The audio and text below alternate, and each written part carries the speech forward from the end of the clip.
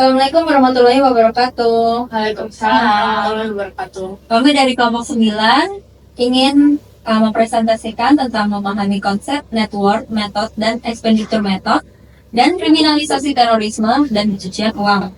Kelompok kami beranggotakan saya sendiri, Davina Putri Irawan, dengan NIM 2023 0310 35. Saya Salma Gripina Jasmine dengan NIM 2023 031019. Saya Farah Nabila dengan NIM 2023 031040. Pertama, saya akan menjelaskan tentang network method.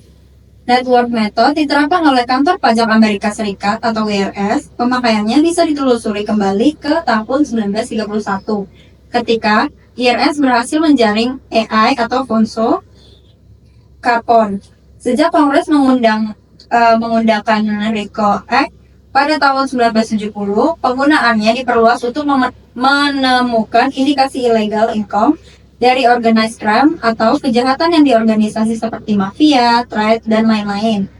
Network method untuk investigasi pajak ingin membuktikan adanya PKP yang belum dilaporkan oleh wajib pajak.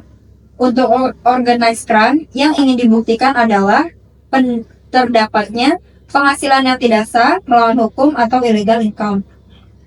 Selanjutnya, network method untuk perpajakan.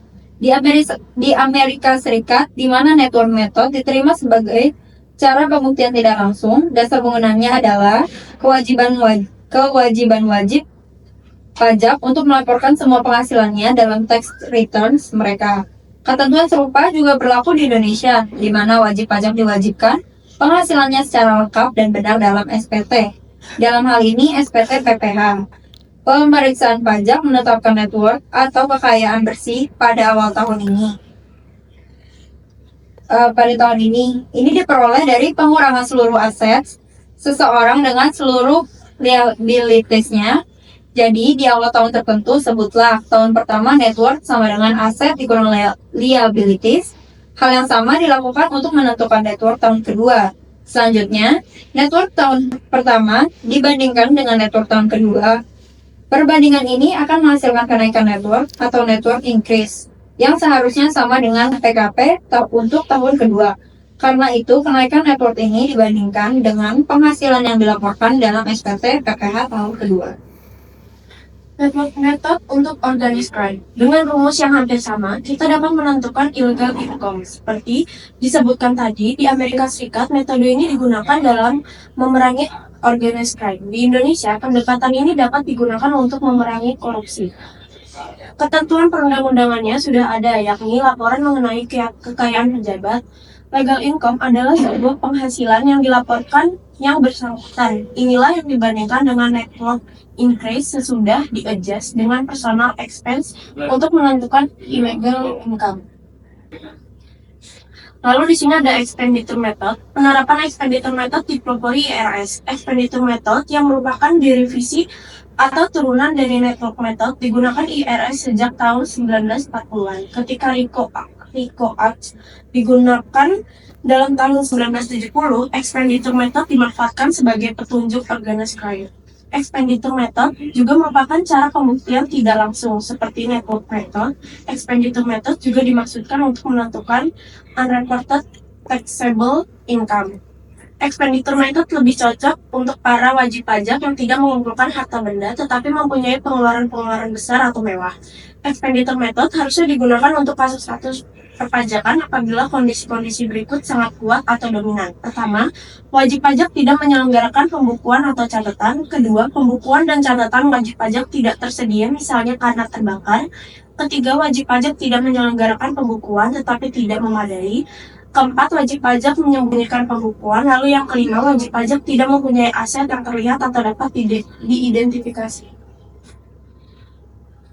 Oke, lanjutannya, expenditure method harusnya digunakan untuk kasus-kasus organized crime apabila kondisi-kondisi berikut sangat kuat atau dominan. Yang pertama, tersangka kelihatannya tidak membeli aset. Dua, tersangka mempunyai gaya hidup mewah dan agak di luar kemampuannya. Tiga, tersangka digunakan mengepalai jaringan kejahatan atau semua saksi yang memberatkan dia adalah para penjahat yang sudah dijatuhi hukuman. 4. Illegal income harus ditentukan untuk menghitung denda, menghitung kerugian negara, dan pungutan negara lainnya. Expenditure method adalah derivasi dari network method, namun perlakuan terhadap aset dan liabilitiesnya berbeda. Dalam expenditure method, hanya perubahannya yang diambil atau kenaikan atau penurunan kas dan bank. Hal yang sama juga berlaku untuk persediaan barang, piutang, utang, dan pinjaman bank. Depresiasi, amortisasi, deflasi, deferred gain, dan semacamnya juga diabaikan dalam expenditure method ini. Sebenarnya merupakan hal yang elementer untuk seorang akuntan.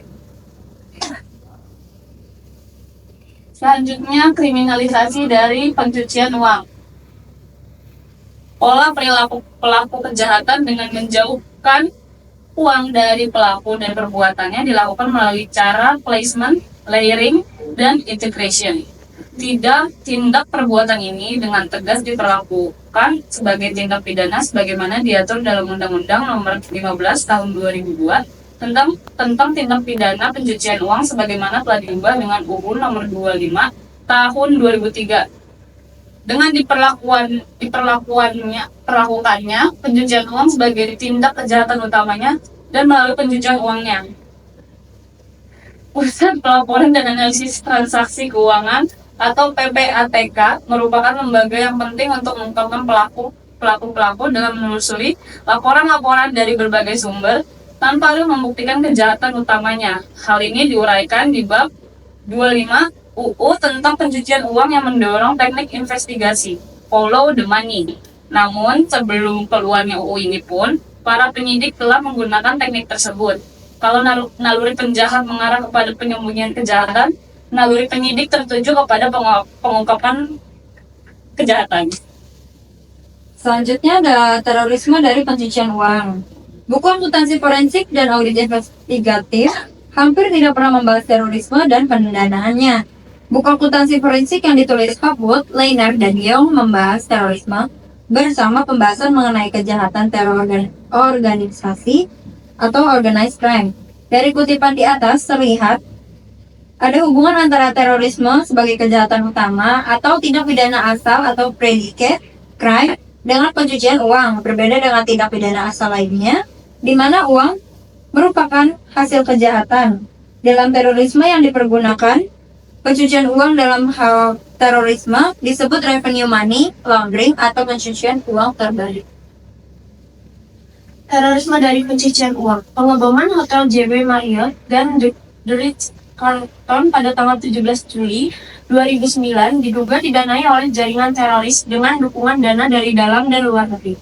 Polisi menelusuri sumber dana melalui para tersangka, seperti kasus sebelumnya, Bom Bali 1 dan JW Marriott 2003. Dana berasal dari toko Al-Qaeda di Pakistan disalurkan melalui WNI yang berperan sebagai penghubung, seperti Gun Rusman Gunawan, anggota kelompok Aiguroba yang ditangkap bersama 5 mahasiswa Indonesia di Pakistan pada 2003 karena adanya dugaan keterkaitan dengan terorisme. Jadi kesimpulannya itu, network method dan expenditure method adalah teknik investigasi keuangan yang tidak langsung yang efektif untuk membongkar penghasilan tersembunyi, seperti dalam kasus penghindaran pajak, korupsi, dan pencucian uang.